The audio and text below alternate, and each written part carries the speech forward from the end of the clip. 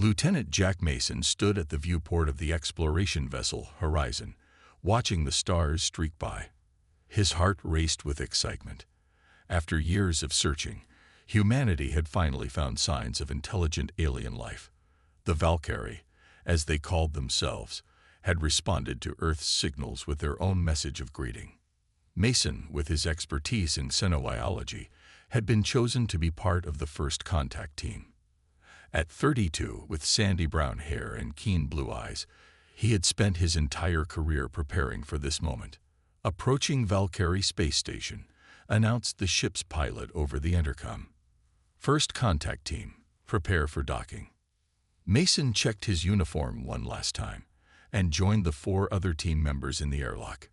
Captain Lily Wright nodded to him, her expression serious. "Remember the protocols," she said. "No sudden movements. Maintain eye contact if their biology allows for it, and follow my lead." The airlock hissed open, revealing a curved metallic hallway. The air smelled faintly of ozone and something alien, spicy and unfamiliar. The Valkyrie waiting for them were tall and slender, with iridescent blue skin that seemed to shimmer under the lights. Their 4 arms ended in 7-fingered hands, and their faces featured large, pupil-less eyes that blinked sideways. "Greetings," said the tallest Valkyrie, its voice translated through the human's earpieces. "I am HFY, commander of this station." Captain Wright stepped forward with a respectful nod. "I am Captain Lily Wright of Earth. We come in peace and friendship." The meeting began well.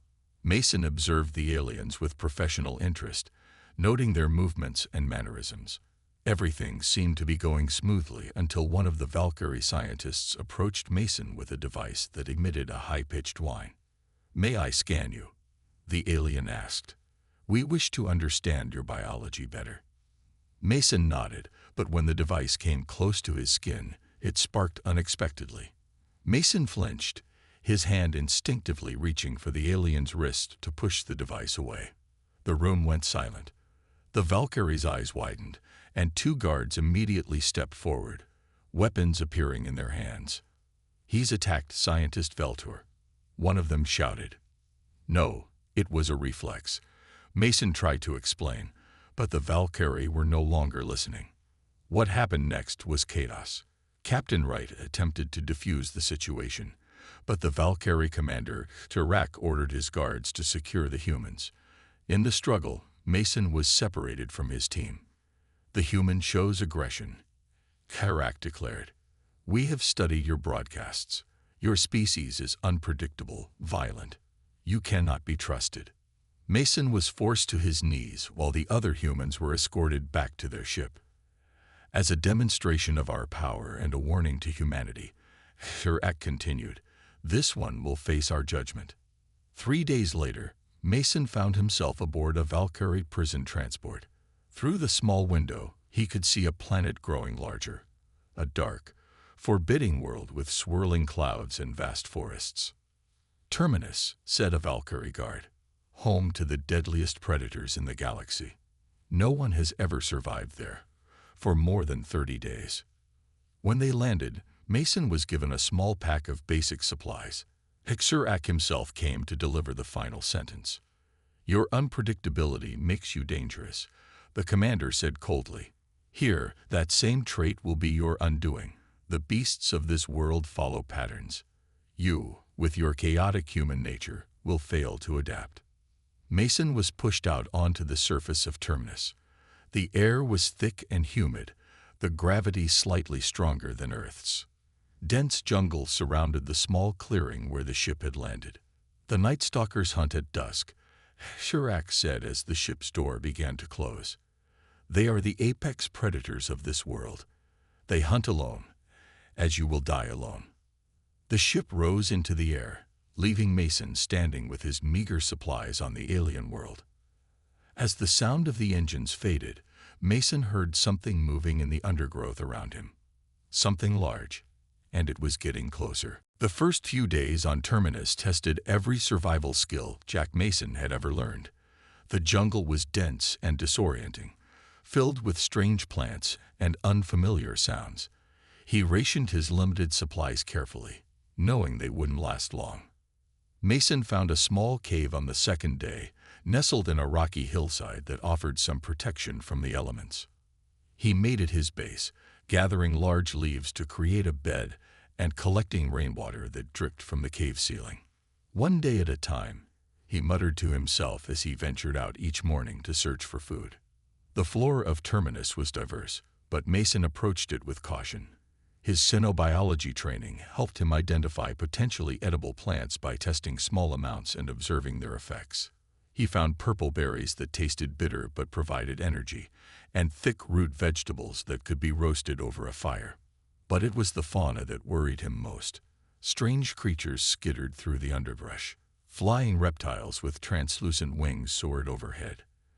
And at dusk, just as Serac had warned, the forest came alive with haunting calls that made Mason's skin crawl. On his fifth night, huddled in his cave as rain poured outside, Mason heard a sound different from the others, a pained howl followed by frantic movement. Curiosity overcame caution, and he peered out from his shelter. In the fading light, he saw it, a massive creature thrashing in pain.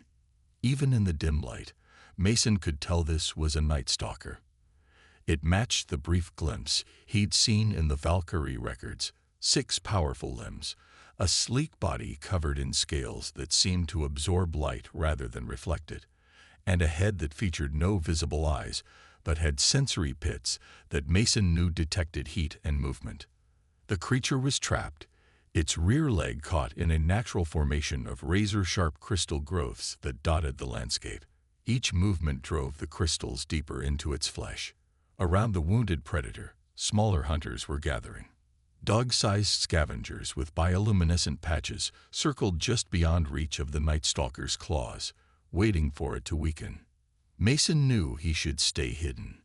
This was nature taking its course on an alien world. The death of this apex predator would make his own survival more likely. Yet something about the creature's struggle moved him. Perhaps it was empathy born from his own predicament, or maybe just professional curiosity. "I must be losing my mind," Mason whispered as he grabbed his makeshift spear and stepped out into the rain. The scavengers scattered as he approached, their glowing bodies disappearing into the underbrush. The Night Stalker sensed him too, its massive head swinging in his direction, jaws opening to reveal rows of needle-like teeth. Mason froze, heart pounding in his chest. The creature let out a low, threatening growl, but made no move to attack. It was too focused on its pain and the crystals embedded in its leg. Slowly, speaking in a low, calm voice, Mason edged closer. "Easy now. I just want to help."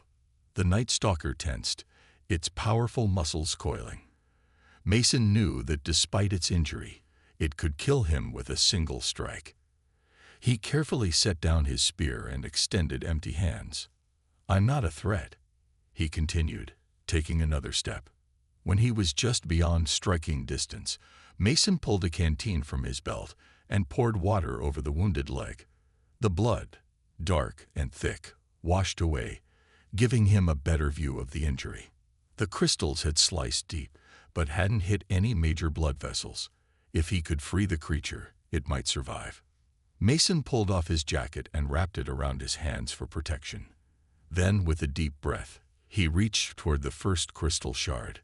The Night Stalker growled again but remained still, as if it somehow understood his intentions, or perhaps it was simply too weak to fight. "Let's get you out of this mess," Mason said, and began the delicate work of freeing the beast that was supposed to be his doom. It took Mason nearly an hour to free the Night Stalker. Each crystal shard had to be removed carefully to avoid further damage. The creature remained surprisingly still throughout the process, only occasionally letting out low growls when the pain became too intense. Once the last shard was removed, Mason tore strips from his undershirt and wrapped them around the beast's wounded leg. The Night Stalker watched him, its heat-sensing pits tracking his every movement. "That's the best I can do," Mason said, stepping back. "The rest is up to you." The creature tried to stand but collapsed back to the ground. It was weaker than Mason had realized. Without thinking, he offered his canteen, pouring water into a small depression in the rock near the animal's head. After a moment's hesitation, the Night Stalker lapped at it. "You need time to heal," Mason said. "And I need to get back to my shelter before those scavengers return."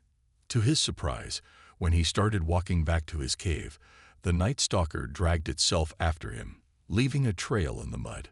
Mason stopped, uncertain what to do. The predator was weakened, but still dangerous, yet something told him it wouldn't attack. "Fine," he sighed, "but you stay near the entrance." That night, Mason slept with one eye open, watching the dark shape of the creature at the mouth of his cave. By morning, he expected it to be gone. Instead, it remained, curled up and watching him intently. "I'll call you Shadow," Mason decided. "Seems fitting." Over the next few days, Shadow slowly regained strength. Mason brought water and shared his food, keeping a respectful distance. The Night Stalker accepted these offerings with a growing familiarity that surprised him. On the 7th day, Mason returned from foraging to find a large lizard-like creature dead at the cave entrance. Shadow lay nearby, watching him expectantly. "Is this a gift?" Mason asked, incredulous. He carefully examined the kill. It was fresh and appeared edible. That night, Mason cooked the meat over his small fire while Shadow observed. When he offered a portion to the Night Stalker, it accepted with what almost seemed like gratitude. "I think we understand each other," Mason said. As Shadow's leg healed, Mason studied the creature's behavior. He noticed how it communicated through body posture and subtle vocalizations. Its hearing was exceptional, and its heat-sensing abilities allowed it to detect prey, or threats, from remarkable distances. Mason began simple training exercises, teaching Shadow to respond to hand signals and vocal commands. To his amazement, the Night Stalker learned quickly. "Stay," Mason would say, holding his palm out. Shadow would remain perfectly still until released with another command. "Come," he would call, and the creature would approach, moving with fluid grace despite its size. 2 weeks after their first encounter, Mason woke to frantic growling. Shadow stood at the cave entrance, hackles raised along its spine. Moments later, Mason heard it too, something large moving through the jungle toward them. Shadow positioned itself between Mason and the entrance, a living shield. When 3 of the native predators burst into the clearing, raptor-like creatures that hunted in packs, Shadow launched into action. The battle was brief but fierce. Shadow moved with deadly precision, taking down one attacker while keeping the others at bay. Mason joined the fight with his spear, managing to wound one of the creatures. Together, they drove off the hunting pack. Afterward, Shadow returned to Mason's side, bleeding from several cuts but standing tall. Mason treated the new wounds as he had the first, with gentle hands and soothing words. That night, Shadow slept beside Mason rather than at the cave entrance. As Mason ran his hand along the creature's sleek scales, he marveled at the unexpected turn his exile had taken. "The Valkyrie thought they were condemning me to death," he whispered. "Instead, they gave me an ally." Shadow rumbled contentedly in response, and Mason felt, for the first time since his capture, that he might actually survive. 3 months into his exile on Terminus, Mason had adapted to the rhythm of survival. With Shadow at his side, he ventured farther from his cave each day, mapping the surrounding terrain and learning the patterns of the planet's dangerous ecosystem. On one such expedition, they discovered something unexpected. While tracking a herd of herbivores through a narrow valley, Shadow suddenly froze, its sensory pits flaring. The Night Stalker growled low in its throat, then changed direction, moving purposefully toward a densely overgrown hillside. "What is it, Shadow?" Mason asked, following cautiously. The Night Stalker led him to what appeared to be a solid rock face covered in vines and moss. But when Shadow pawed at the vegetation, Mason glimpsed something beneath, a geometric pattern too regular to be natural. "Hold on," he said, pulling away the thick growth. Under the layers of plant life was a metal door, its surface etched with symbols Mason recognized as Valkyrie script. The door was partially ajar, jammed with debris. An outpost, Mason breathed. They've been here before. With Shadow's help, he cleared the entrance enough to squeeze through. Inside was darkness, but the Night Stalker moved confidently, leading Mason deeper into the structure. The air was stale but breathable. As Mason's eyes adjusted, he could make out a large chamber filled with equipment. Most was damaged or decayed, but some panels still emitted a faint glow. "This must be an abandoned research station," Mason said, examining the alien technology. He recognized components similar to those he'd seen on the Valkyrie space station. Moving carefully, he located what appeared to be a power relay, and drawing on his military engineering training, managed to restore minimal power to the main systems. Lights flickered on, revealing the true extent of the chamber. Along one wall stood a communications array, its design familiar from his brief time aboard the Valkyrie vessel. Shadow watched curiously as Mason examined the equipment, poking at panels and testing connections. After hours of work, he managed to activate the communication system. "If I can modify this to broadcast on human frequencies," he muttered, "I might be able to send a distress signal." Days turned into weeks as Mason worked on the array. Shadow would bring him food and stand guard, seeming to understand the importance of the task. Mason talked through his progress aloud, finding comfort in breaking the silence, even if the Night Stalker couldn't fully comprehend his words. Finally, after countless adjustments and one near-disastrous power surge, Mason activated the modified transmitter. He set it to broadcast a simple message on an emergency channel used by Earth vessels. "This is Lieutenant Jack Mason of the ESV Horizon. I am alive and stranded on the planet designated Terminus by the Valkyrie. Request immediate extraction." He programmed the message to repeat, conserving power by broadcasting only during what he calculated were peak travel times in the nearest space lanes. "Now we wait," he told Shadow, scratching the creature behind its sensory pits in the way he'd learned it enjoyed. 2 more weeks passed. Mason continued to survive, but now with renewed hope. He returned to the outpost daily to check the equipment and listen for responses. On the 17th day, the receiver crackled to life. "Lieutenant Mason, this is Captain Olivia Reed of the scout ship Venture. We've received your distress call. Please confirm your status." Mason's hands shook as he activated the response channel. "Captain Reed, this is Mason. I confirm my identity and location. I've been stranded on Terminus for approximately 4 months. We've detected your signal and are calculating an approach vector. The Valkyrie have declared this planet restricted. Can you provide details of your situation?" Mason looked at Shadow, who sat watching him intently. "I'm alive and in stable condition," he replied. "But I'm not alone. I have a companion." "Clarify, Lieutenant. Another human survivor?" "No, Captain," Mason said, placing his hand on Shadow's head. "Something much more interesting. You'll need to see for yourself." The scout ship Venture approached Terminus cautiously, maintaining a low orbit to avoid detection by Valkyrie patrols. Captain Olivia Reed studied the planet through the main view screen, her expression grim. "Sensors confirm Lieutenant Mason's location," reported the navigation officer. "The signal is coming from a structure in the northern hemisphere." Reed nodded. "Any signs of Valkyrie presence?" "None, Captain. But readings indicate numerous large life forms throughout the region." Reed turned to her security chief, a broad-shouldered man named Alan Garrett. "Prepare a rescue team. Full combat gear and medical supplies." 4 hours later, Reed led a team of 6 through the dense jungle of Terminus. They followed Mason's signal, weapons ready as strange calls echoed around them. "Stay alert," Reed ordered. "According to Valkyrie data, this planet hosts some of the most dangerous predators in the sector." They reached a clearing at the base of a rocky hill. Reed raised her hand, halting the team as she activated her communicator.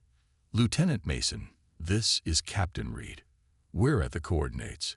Please confirm your position." A moment passed before Mason's voice replied. I see you, Captain. I'm in the cave entrance ahead.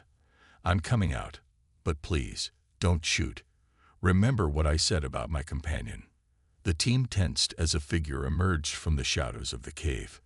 Mason looked thinner than his personnel file photo, his uniform torn and patched, but he stood straight and appeared healthy. Then something else moved behind him. Something large. Hold fire. Reed shouted as Shadow stepped into the light. The Night Stalker stood nearly as tall as Mason at the shoulder, its dark scales absorbing the sunlight. The rescue team froze, weapons half raised.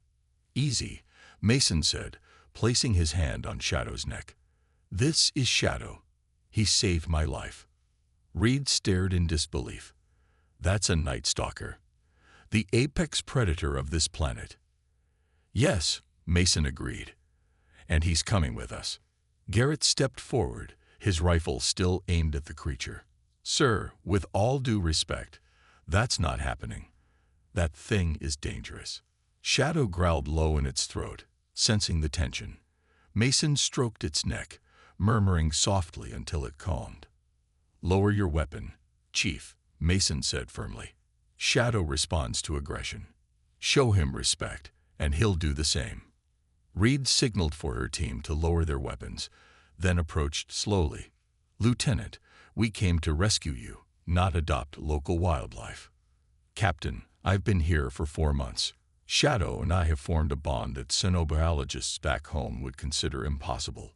He's intelligent, trainable, and loyal. Mason's expression hardened. I won't leave without him. Reed studied the creature, noting the healed wounds on its leg and the way it positioned itself protectively beside Mason. Shadow saved me from predators, helped me find food, and led me to the Valkyrie outpost, where I could send my distress signal, Mason continued. He deserves better than being abandoned here. A roar echoed through the jungle, followed by crashing sounds. Shadow's head swiveled toward the noise, its body tensing. Something's coming, one of the team members warned. Reed looked from Mason to Shadow, then to the darkening jungle. We don't have time to argue. How do we get it? Him, to the shuttle. Just treat him like another team member, Mason said. He'll follow my commands. As if understanding, Shadow stood at attention. Stay close, Mason told the Night Stalker. These are friends. The trek back to the shuttle was tense. Twice they encountered native predators, but Shadow's presence and threatening displays kept the creatures at bay. The rescue team watched in amazement as the Night Stalker responded to Mason's quiet commands, scouting ahead and returning on signal. At the shuttle, Reed hesitated one final time. If that creature becomes aggressive on my ship. He won't, Mason interrupted. I stake my life on it. Reed nodded curtly. Then let's go. The Venture isn't equipped for a confrontation with Valkyrie patrols. Shadow followed Mason into the shuttle without hesitation, settling beside him as the door sealed. The team members kept their distance, eyeing the creature warily. As the shuttle lifted off, Mason looked out the viewport at the receding surface of Terminus. We made it, Shadow, he whispered. We're going home. The arrival of the Venture at Earth's orbital military station caused an immediate sensation. Word spread quickly about the rescued lieutenant and his unusual companion. By the time Mason and Shadow disembarked, a crowd of officers, scientists, and security personnel had gathered to witness the unprecedented sight. Admiral Frank Porter waited at the docking bay, his weathered face betraying no emotion as Mason saluted, the massive Night Stalker standing obediently at his side. Lieutenant Mason, Porter said, returning the salute. Welcome back to Earth space. I see the reports weren't exaggerated. Shadow surveyed the crowd, sensory pits flaring, but remained calm.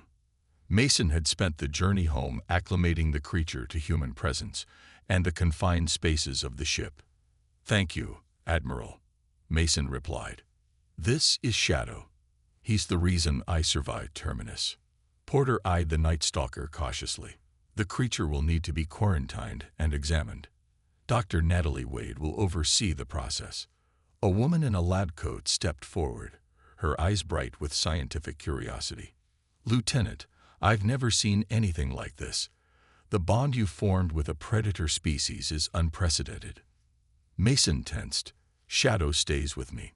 He's not used to being separated." Before Porter could object, Dr. Wade intervened. "Of course. You'll both be quarantined together. I wouldn't dream of separating you after what you've been through." The next 2 weeks passed in a blur of tests and debriefings. Mason recounted his ordeal to military intelligence, while scientists ran every non-invasive test they could devise on Shadow. The Night Stalker tolerated the examinations with surprising patience, especially when Mason was nearby. Dr. Wade's findings caused a stir throughout the scientific community. "The Night Stalker's brain shows remarkable development," she reported during a briefing with top military officials. "Its problem-solving abilities rival those of our most intelligent Earth species. Moreover, the bond it's formed with Lieutenant Mason appears to be genuine, not merely based on survival advantage." Mason, seated at the briefing table, nodded. "Shadow understands complex commands. He can recognize dozens of words and respond appropriately. He's not just trained, he's learning constantly." Admiral Porter frowned. "That's fascinating, Doctor, but how does this help our situation with the Valkyrie? Since the incident with Mason, they've broken off all contact. Our diplomatic vessels are turned away at their borders." Mason leaned forward. "Sir, I believe Shadow might be the key to reopening communication." The room fell silent as Mason explained his idea. The Valkyrie had judged humans as chaotic and unpredictable, unable to adapt to orderly patterns. Yet Mason had not only survived on Terminus, but had formed a bond with its most feared predator, demonstrating adaptation at its finest. "The Valkyrie respect strength and order," Mason said. "Shadow represents both. If I can demonstrate our relationship at a diplomatic meeting, it might change their perception of humanity." Porter looked skeptical. "You want to bring that creature to a meeting with the aliens who exiled you?" "Exactly," Mason confirmed. "The Valkyrie commander, Sidorak, personally sentenced me to die on Terminus. Seeing me return with a Night Stalker as my companion would force them to reconsider their assessment of human capabilities." The discussion continued for hours. Some officials argued the plan was too risky. Others saw the potential diplomatic advantage. Meanwhile, Dr. Wade continued her research, documenting Shadow's growing vocabulary of understood commands and his protective behavior toward Mason. Finally, after a week of debate, Porter called Mason to his office. Shadow, now a familiar sight around the station, padded alongside him. "We've received a message from the Valkyrie," Porter said without preamble. "They've agreed to a diplomatic meeting. 1 vessel, 3 representatives." He paused, studying Mason's face. "I've decided to approve your plan, Lieutenant. You'll join Ambassador Greg Wilson at the meeting." Mason's heart raced. "And Shadow?" Porter's expression was grim. "The Night Stalker comes too. But understand this, if anything goes wrong, if that creature shows any aggression toward the Valkyrie, it could mean war." Mason nodded solemnly. "Shadow won't let us down, sir."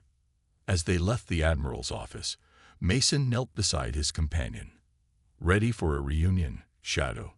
We're going to show Ixurak exactly what humans are capable of." Shadow rumbled deep in his throat, pressing his head against Mason's shoulder in what had become their gesture of mutual trust. The diplomatic vessel Unity approached the designated meeting point, a neutral space station operated by a third species that had relations with both humans and Valkyrie. Inside the ship's conference room, Mason adjusted his dress uniform, trying to calm his nerves. Shadow sat beside him, the Night Stalker's dark scales polished and gleaming under the ship's lights. "Remember the plan," Ambassador Greg Wilson said, his voice steady but tense. "I'll handle the formal diplomatic exchange. Lieutenant Mason, you'll speak only when addressed directly." "And the creature?" He glanced at Shadow with lingering uncertainty. "Shadow will remain calm," Mason assured him. "We've practiced extensively." Dr. Wade, the third member of their delegation, checked her datapad. "Shadow's vital signs are normal. He's not showing any stress response." The Unity docked with a soft thud. Captain Lena Patel's voice came over the intercom. "Ambassador, the Valkyrie delegation has already arrived. They're waiting in the central chamber." Mason took a deep breath and looked at Shadow. "Ready, boy?" he said softly. The Night Stalker bumped its head gently against Mason's hand. The human delegation walked through the airlock and into the station's central chamber. 3 Valkyrie stood waiting, their iridescent blue skin contrasting with formal garments of deep crimson. Mason immediately recognized the tallest one. Serac, the commander who had sentenced him to die on Terminus. Zurach's pupil-less eyes widened at the sight of Mason, then grew wider still as Shadow padded into view. The other Valkyrie stepped back instinctively, their 4 arms moving in defensive postures. "Impossible," Serac said, his translated voice filling the chamber. "No human could survive Terminus, much less tame a Night Stalker." Ambassador Wilson stepped forward with a formal bow. "Commander Zurach, I present Lieutenant Jack Mason, who not only survived your sentence, but thrived on Terminus, forming an unprecedented bond with one of its native species." Mason stood at attention, Shadow perfectly positioned at his side. The Night Stalker remained still, its sensory pits focused on the Valkyrie, but showing no signs of aggression. "This is some form of deception," said one of the other Valkyrie, a female whose robes marked her as a scientist. "Night Stalkers are apex predators, incapable of domestication." "Not domestication," Mason replied, meeting her gaze. "Partnership. Shadow chose to bond with me as much as I with him." Serac moved closer, studying both Mason and Shadow with intense scrutiny. "Prove it," he demanded. "Show us this supposed bond." Mason had prepared for this moment. He looked at Shadow and gave a series of hand signals and quiet commands. To the amazement of the Valkyrie, Shadow performed a complex sequence of movements, circling the room, stopping at exact points, retrieving a small object Dr. Wade had placed earlier, and finally returning to Mason's side. "Shadow understands over 100 verbal commands and hand signals," Mason explained. "He can solve problems, remember faces, and distinguish between friend and foe." Zurach's expression remained unreadable, but his body language showed his disbelief was wavering. "Why have you brought this creature here? To threaten us?" Mason shook his head. "To show you that you were wrong about humans. You called us unpredictable and chaotic, unable to adapt to patterns. But adaptation is humanity's greatest strength. We don't just survive, we connect. We form bonds even with species completely unlike our own." The female Valkyrie scientist moved forward, her interest clearly piqued. "May I?" she asked, gesturing toward Shadow. Mason nodded, then gave Shadow a quiet command. "Friend," he said. The Night Stalker remained relaxed as the Valkyrie carefully extended one of her hands. The neurological complexity required for this level of interspecies bonding, she murmured, examining Shadow without touching him. "We never considered this possibility." Ambassador Wilson seized the moment. "Perhaps there is much our species could learn from each other if you're willing to reconsider your assessment of humanity." Serac remained silent for a long moment, his gaze moving from Shadow to Mason and back again. Finally, he spoke, his tone different than before. "Lieutenant Mason was sentenced to die alone on Terminus," the commander said slowly. "Yet he returns not only alive, but with a Night Stalker as an ally. This outcome was unpredicted." The 3rd Valkyrie, who had remained silent until now, stepped forward. "The Council must hear of this. It changes our understanding of human potential." Mason felt a surge of hope as he placed his hand on Shadow's head. The creature that was supposed to be his doom had instead become the key to a new beginning. 1 year after the historic meeting on the neutral space station, Lieutenant Jack Mason stood in the Grand Hall of the Valkyrie High Council. Sunlight filtered through crystal windows, casting rainbow patterns across the polished floor. Shadow, now adorned with a specialized translator collar that helped him communicate simple concepts, sat proudly at Mason's side. The hall was filled with representatives from both species. What had begun as tentative diplomatic exchanges had blossomed into the beginnings of a true alliance. High Counselor Ventar, the most senior Valkyrie leader, raised all four of her hands for silence. "Today marks the formal recognition of Earth as an allied world," she announced. "The treaty before us establishes free trade, scientific exchange, and mutual defense." Mason could hardly believe how much had changed.